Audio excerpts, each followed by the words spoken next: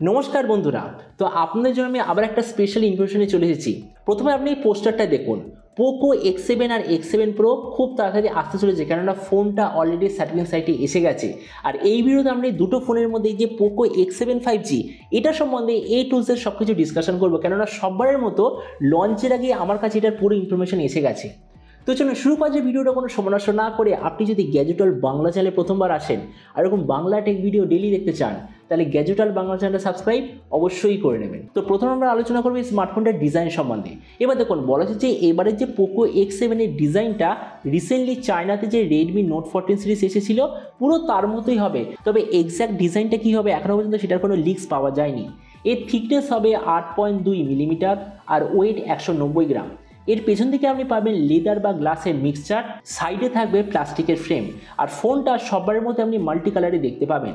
ডিসপ্লের দিক থেকে এতে থাকবে 6.67 inch 1.5K 120 hertz 10 bit curved AMOLED display, তার সঙ্গে 240 হার্জের টাচ স্যাম্পলিং রেট, 1920 হার্জের পিডানো ডিমিং রেট, 3000 নিটসের brightness, 20:9 aspect ratio, 94% screen to body ratio.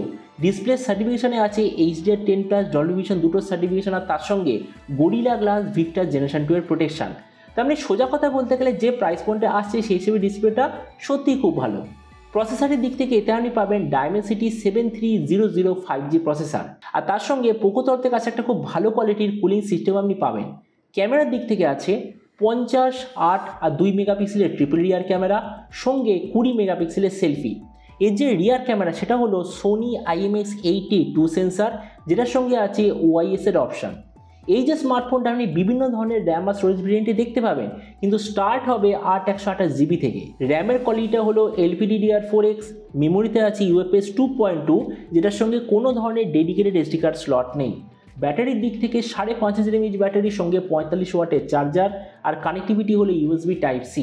তো এবারে স্মার্টফোনের বাকি কিছু ফিচার বলতে গেলে এতে আপনি পাবেন Android 14 out of the box, কোনো ধরনের 3.5mm জ্যাক নেই, ডুয়েল স্পিকার যার সঙ্গে আছে ডলবি অ্যাটমসের certification, under display fingerprint sensor আর IP65 এর ওয়াটার অ্যান্ড ডাস্ট প্রোটেকশন।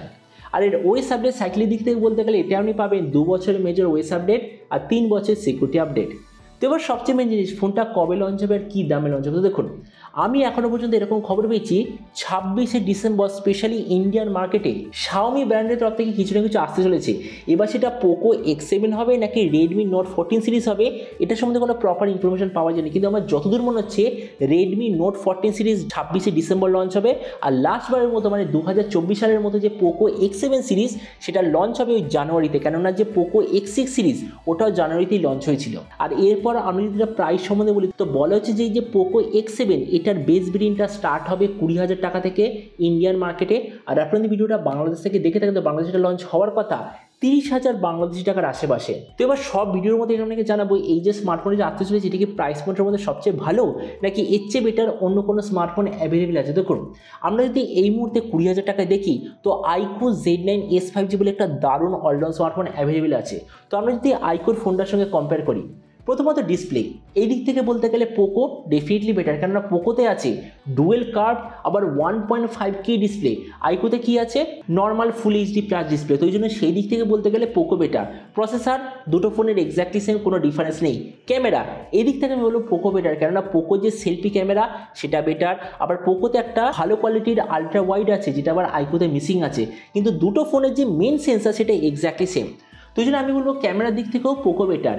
ভেরিয়েন্টের দিক থেকে দুটো ফোন পুরো সেম, ব্যাটারি আর চার্জার দুটো সেম, স্পিকার দুটো সেম, ওএস আপডেট দুটো সেম। তো আমরা দেখুন ভিডিওর সামনে আমি এটাই বলবো যাদের আইকো Z9s এই দারুণ স্মার্টফোনটা নেওয়ার ইচ্ছা নেই তাদের জন্য আমি বলবো এই যে পোকো X7 বলে স্মার্টফোনটা একটা দারুণ চয়েস হবে এক্স্যাক্টলি সেম প্রাইস পয়েন্টে। তো এবার আপনি নিচে কনসার্ন আমাকে অবশ্যই জানাবেন এই যে পোকো তরফে নতুন ফোনটা আসতে চলেছে তো আপনি কি এই দামে এটা নিতে চান নাকি অন্য কোনো স্মার্টফোন আপনি চুজ করতে চান, এটা সম্বন্ধে কথা বলতে আমাকে একদমই ভুলবেন না। তো চলুন দেখা হবে আমি কোনো একটা ভিডিওতে। Till then stay tuned and always remember think positive be positive. Thank you.